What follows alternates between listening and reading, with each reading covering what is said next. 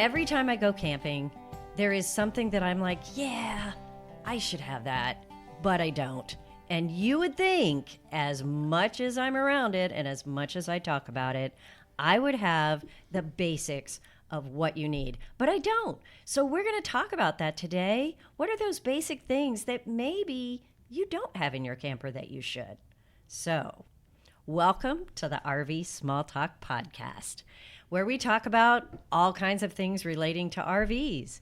And see, that's not the normal intro. I'm switching it up, Lindsay. So, what was that? Switching it up. So y'all know that wasn't me. That was Coco. So we are switching it up. But anyway, we are your hosts from Princess Craft RV. I'm PJ. I'm Lindsay. And I'm Cody. So we have Cody here. We do I'm back. have Cody. He stops in every now and then. He is our operations manager, which means Absolutely he runs, nothing. Yeah, well, sometimes that's true. But it means that he runs all the service here and in our Katy location. So service, parts, everything related to keeping your RV running. So, yeah, thanks for helping us with this one. Always happy to be here. Well, we have kind of a list of things we're going to talk about, but what is the number one thing you see on this list that people don't have that they should have? Ooh, the number one. Oh, Lindsay. Go. A trailer. Oh, okay. Well, that's not on That's the list. not on the list. But, That's very true. Somebody give me a pin. but that should be on our list. I thought that was just a given. Yeah, well. But you know what? Do you know how many people have a trailer? And don't know what to put in it? And don't know what to put. Well, yeah. What are you insinuating? There's a lot of trailers out there. There are. There's a lot of people with trailers You're out right. there. So some people do have a trailer. If you do, I hope you're listening because we're going to have some ideas for you. We're going to talk about some stuff. So, what is after the trailer? Yeah, after the trailer. Once you get a trailer, what's the next thing? What's the important thing that will change your life when you go camping? You know, honestly, when I look at this list, the one thing that I actually never think about that I see on this list is a portable air compressor. An air compressor. Yeah. I don't have Portable one. air compressor. Portable air compressor. I think I have one in the garage somewhere, but I have never taken it camping, and I certainly have never thought about taking it camping. Growing up, I felt like my parents always had one in the car. It was kind of like a given, I guess. Well, you're always afraid that maybe you get stranded Yeah. But there's air at every gas station for your tires. So what's the big deal? Well, gas stations you got to get to them. That's true. If you're low trying to leave the campground or leave the house, you need to air up before you drive all the way to the gas station. Okay. All right. I think it's one of those things where it's like, yeah, there are gas stations. There's also other ways to, I don't know, do everything. But having a portable air compressor in your car, can you think about like how easy that would be? Or even the like checking your tires before you leave and knowing that you have a way to fill them up just even a little bit if you need to. Like maybe not even an emergency situation. It would be so nice to have that all the time when you're camping. Yep. I think, though, a portable air compressor, I mean, you're talking like a small canister vacuum here. I mean, this is a big thing, and we sell tons of little campers. Do you really need this? Because it's a lot of space. I mean, they don't take up that much space. Okay, you get a small one. I mean, they make little ones now that can do It's plenty of pressure. 2026. Like, that are battery Can powered. they make one that fits in a shoebox? Oh, yeah. They're about Absolutely. the size of a shoe. The one we have, I think, is about the size of a shoebox. Absolutely. Okay. Do they make them smaller?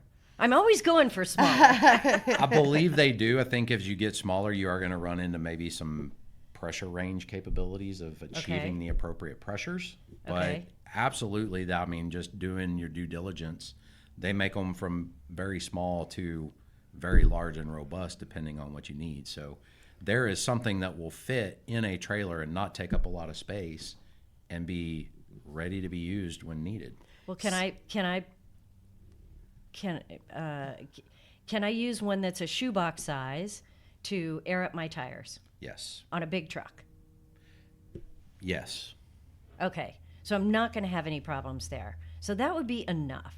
Because the other things I'm thinking I would use it for is, I mean, all those blow up things for rafting or water. Yeah, water sports. I have a blow up kayak, and we don't use it very much. Yeah. Because, I mean, I love this thing.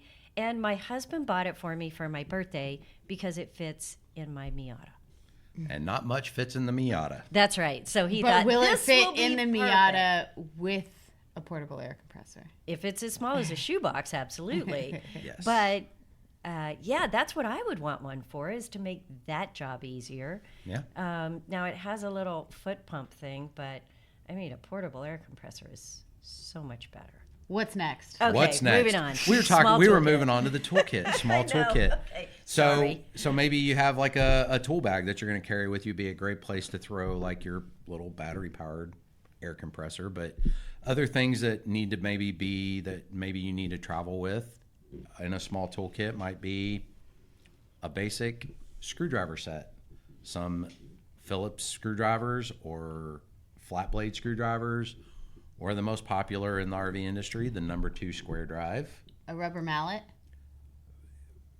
Always. That is I said my that best because, friend. yeah, it's PJ's best. Okay. friend It's that my best she's Why friend. is I- it your best friend? Oh, man. It's like the best thing to have in your toolkit, because when you have weak, frail hands. Whoa. Weak, frail Shots hands. fired. It's this is No, this is the it's pterodactyl. yeah, it's the burger hands. Like, I'm not making fun of her. I have them too. See? Well, a lot of women aren't that strong. Okay. So Whoa. a lot of okay.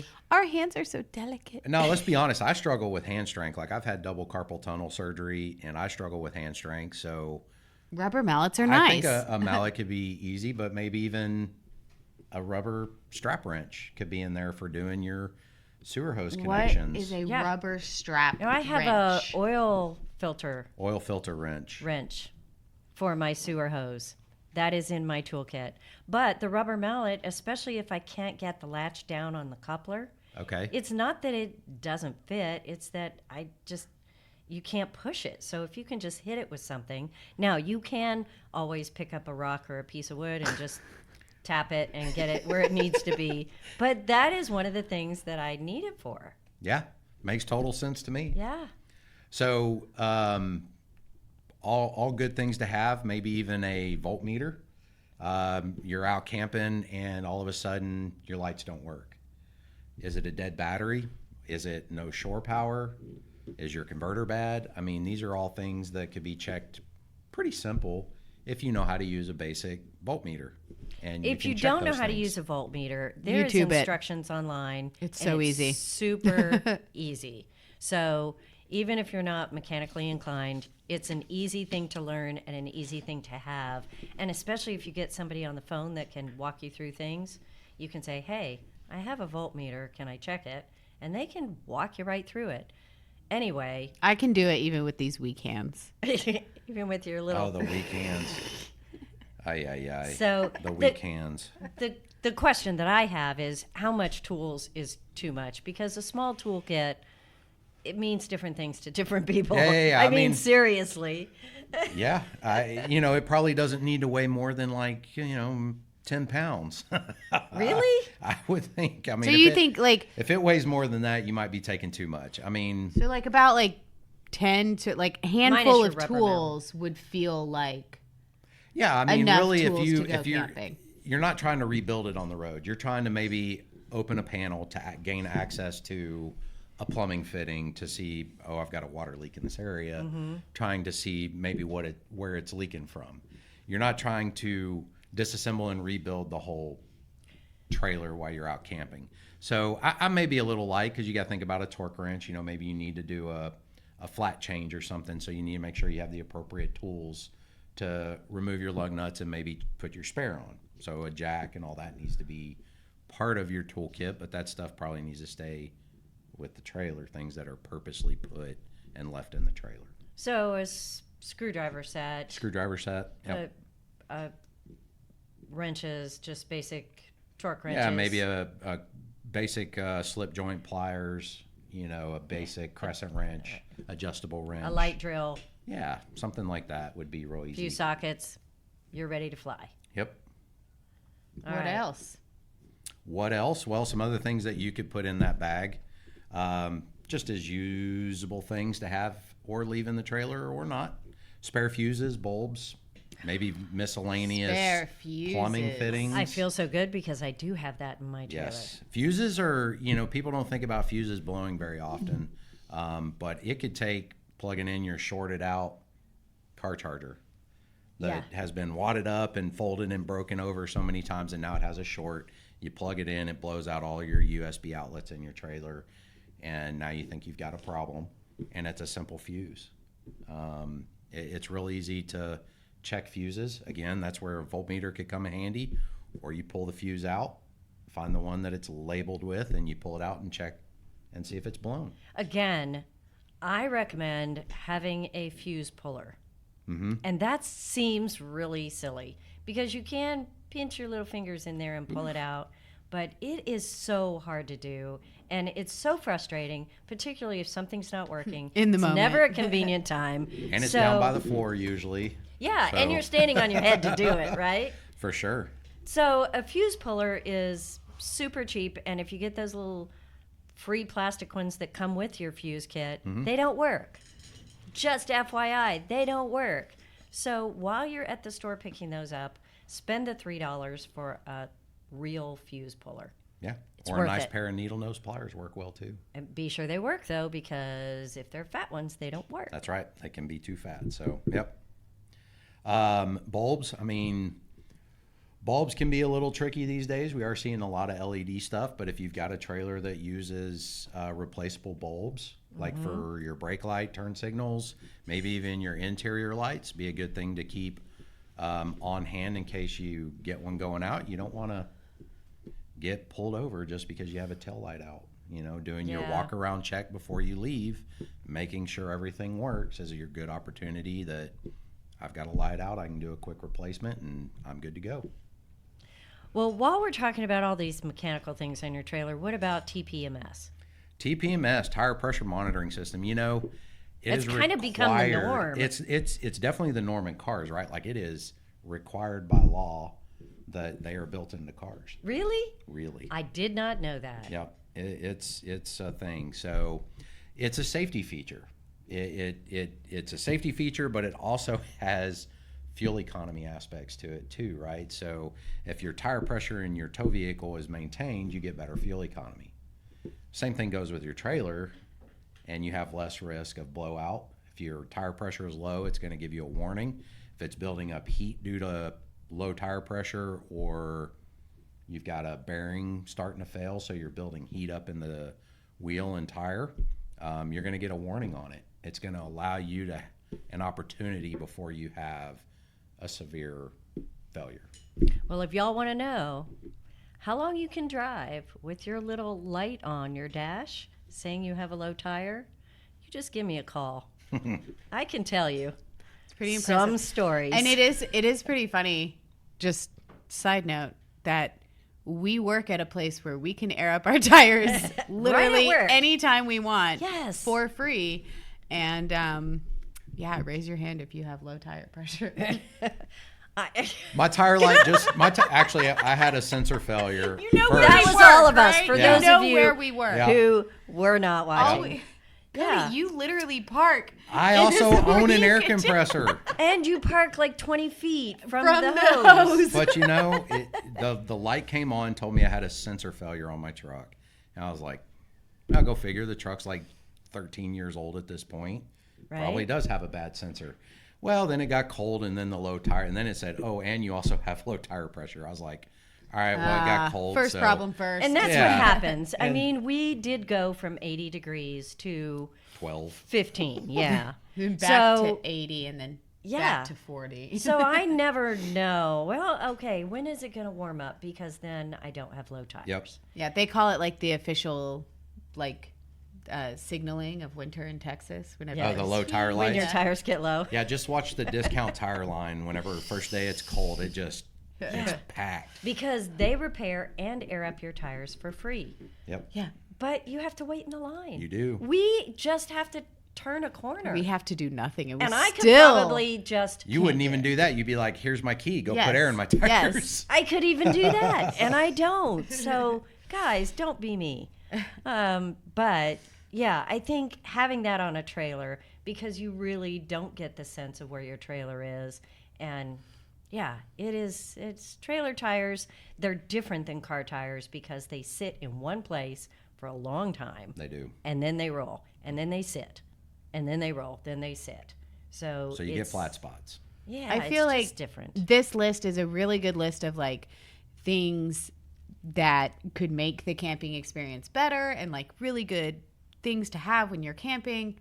I feel like TPMS and surge protector are more just things to make me not as anxious. Right. Like, Yeah, it, I mean, they're it really protection helps devices. me enjoy the trip. I guess just knowing that I had that. I Yes. can't imagine like driving without that with a trailer. I would just be worried though. I would be paranoid the whole time. I And you like know- that extra security. Yeah, and Lindsay, we have customers that they need to know everything all the time. Yeah, that's not you me. know, and yeah, they have all of these checks and balances and all these apps and all these the lists and monitors the- of yeah. the Yep. batteries and yeah, so I'm so glad that these things exist now because it really helps people who have to know everything feel better about camping. Yeah. But even if you're not an anxious person, the TPMS, flats on trailers, is the biggest damage to a trailer that we see in our service center. Absolutely. So the TPMS is a way to see what's going on with your tires. It should tell you if they're low, but most of them tell you if they're hot. Yep. And that's the kicker. So you can watch both those things and hopefully not have a flat tire that just blows up your trailer and rips a big hole in it, because that's my fear. Yeah. Yes. Yep.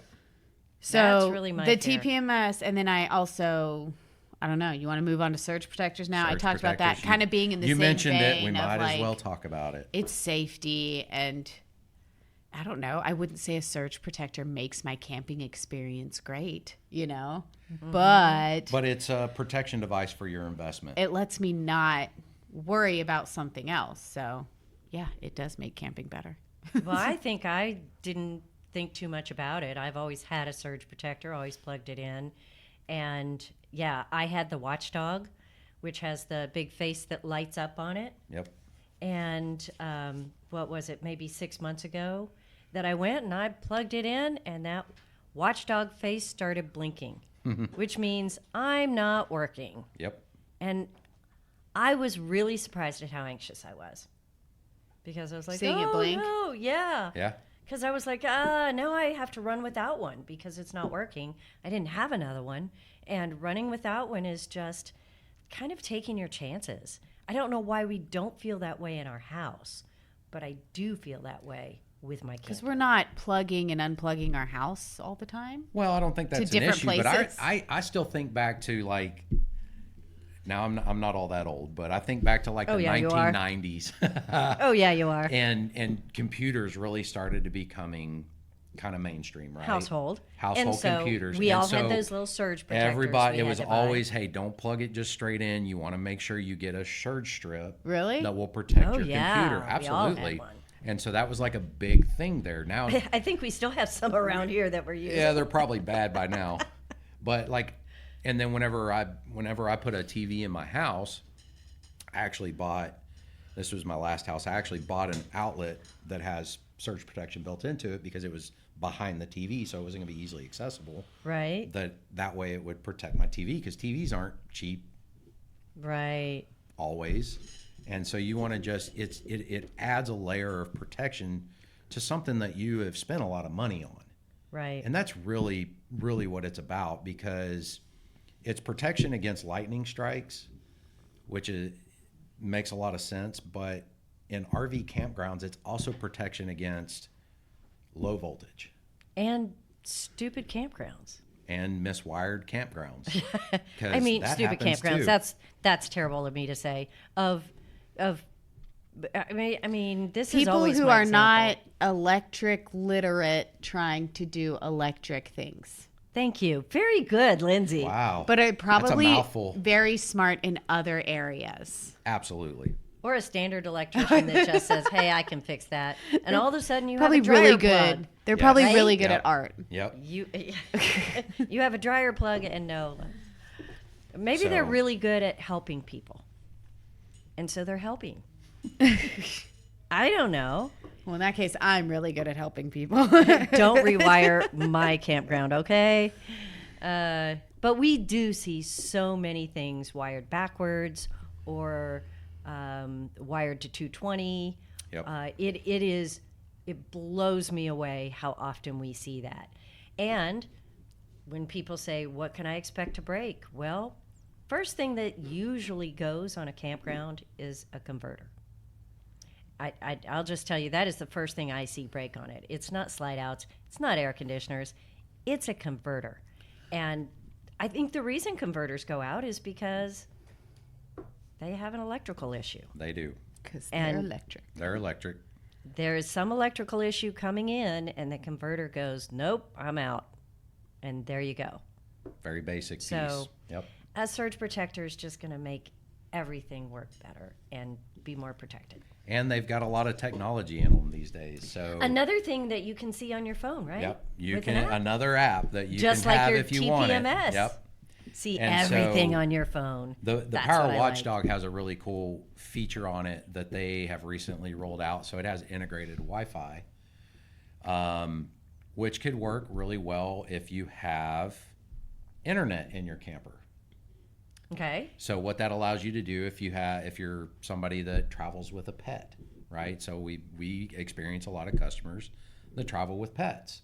Well, they don't always take their pets on their outings. They leave them in the camper and they leave the air on. Well, what if the campground power goes out? What if you lose power? Well, your Power Watchdog, if it is connected to your available Wi-Fi In the campground. in the or campground in your or camper. in your camper, right, depending on how it's set up, you can get that information on your phone through your app. And you can connect to it from anywhere in the world if it's connected to Wi-Fi and be able to monitor that. So you can go save Fido. You That's can right. be sure Fido is good to go. Do you That's think right. anybody names their dog Fido anymore? Because I just said that off the top of my head, and then I thought about it, and I'm like, I don't even Fido? Have you ever known a dog named Fido? No. Where did that And come from? I don't know. I feel like that was like a super common dog name, and now it's not. And Okay, it makes Caitlin, me where sad. did Fido come from? Fido the dog. Fido. Isn't it just like the name of every generic dog? Fido. Ooh. Anyway, okay. Anyway, while so- Caitlin is looking that up, So internet, right? So we talked about surge protection, how that might roll into your internet. Available internet features these days Wow. are pretty wild, What a right? segue. We've got a whole lot of things. PJ, turn around. Okay. So Sorry. You started turning a little too much. little too I much. did. Sorry. So I'm talking to the back wall. this I would look into this. This is something you want to research and make sure it actually fits your type of camping that you're going to do. And maybe it's a mix of all of the available options. Okay. So there's cell phone boosters, right? So these are going to boost your cell signal. There has to be a signal present, but this is going to help increase the signal at your trailer. And from what I hear, it boosts it from like 30 miles away to, it helps you get a signal further away, right?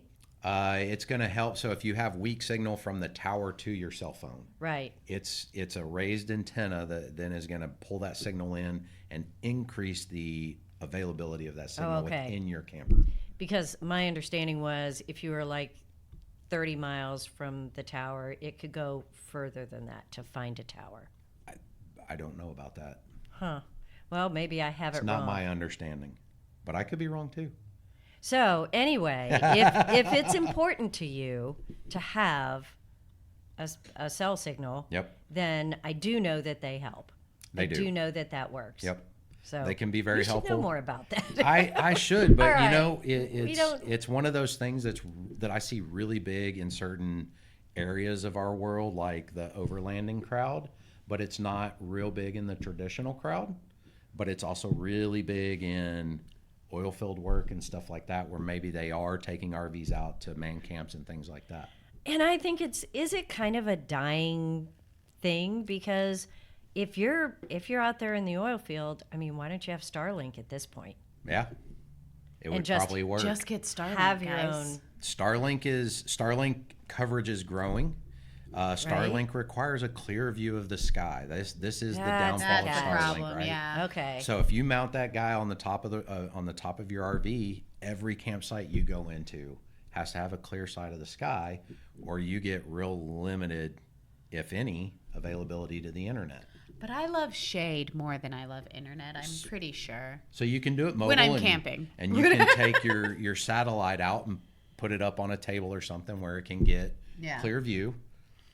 Well, if I you're guess it comfortable depends doing on that. where you're camping, because if you're going to Big Bend and you want to go remote camping, in Big Bend State Park, not the national park, which is literally just miles upon miles of empty land with no trees. And if there were trees, most people wouldn't call them trees. So It's a big old bush. In Texas, we call them trees, huh? we call them trees here, but you might not. But so Starlink would be great. Yeah. But I guess there are times where it doesn't work. Maybe you have a little of both available Yeah. if it's super important to you. Having a mix. Yep. Having a mix is sometimes required to cover, emergency responders have to have access to stuff. So they have a mix of the connection devices that they use. Let's talk about sewer hoses with clear elbows. Sewer. Really? Yeah. Fido Okay, would want so to talk about it. A sewer hose is like almost a given, right? But you got to have one. It's like And- things you want to see, but you really don't want to Yeah, see. so the clear elbow, right? Why the clear elbow? It's actually funny because I spent so many years hearing the parts walk through, and that part of the, when you take people around and show them all the parts and things they might not know, I've heard that spiel about the clear elbow for years, but man, it is so nice to know. Clear water is running Yeah, through it's so nice. Clear water is key. It's really nice to know the sections of it. Okay, now we've moved to clear. I don't know. I just can't imagine what do you do without a clear elbow? People just guess? It's kind of a given these days. There are still some colored elbows out there that are orange or maybe green or something like that where What you color is my elbow? can't see. It's white. Thanks. So, I had throw Cody off. threw me Well, off. I tell you what, clear elbows are something that make you just feel better about the whole thing. Water is clear, you're done, put it away. But you know what? It's hard not to have a clear elbow these days. It's a great So- thing to Yeah, have it's while pretty you're much there. camping. And they make these new things with handles on them too. I am all about ease of use. So check it out. They make them with lights on them. Yep. Who knew? And the one with the Yeah. light is really good because it gives you a way to actually grab it and rotate it. And yeah, all these things that you need to do with a sewer Yeah. hose. Lots They of cool also, things. yeah. So one of the things that should be on this list is if you guys don't have those nice, easy to put on plastic gloves, just buy a pair. Save yourself. It's the way to do it. Yes. Yeah. So we've talked about kind of a bunch of not so exciting stuff, but this is the stuff that makes camping easier. It's true. It's a nice little checklist to kind of go down, make sure you have everything before you go camping. And of course, everybody's list is different, but it's a good basic list. Definitely some things that I don't have in my trailer. So Hey, Lindsay, before we go, let's talk about all the things coming up because we got a pretty busy few months. I know there's so much going on. At the end of this month, we have an RV show right here in Round Rock. At the Del Diamond, we have then a special kind of show with special pricing just for truck campers here on our lot. And then, I don't know, and then we have the Texas Tiny Trailer Rally coming up and the Texas Truck Camper Rally coming up. And they're in May. Both of those rallies They're are in May, but right? people are already signing up for spots and stuff. So it's so much information, so much going on. We have organized it all for you, and it'll be both in the show notes and on princesscraft.com. If any of those things sound like something you want to attend, the rallies are free and fun and open to anybody. And the show is also open to anybody and pretty fun because we're there. So, yeah. All right. Well, check the notes. You get all the details. And I We'll see you guess next we'll time. see you next time. Bye. Bye.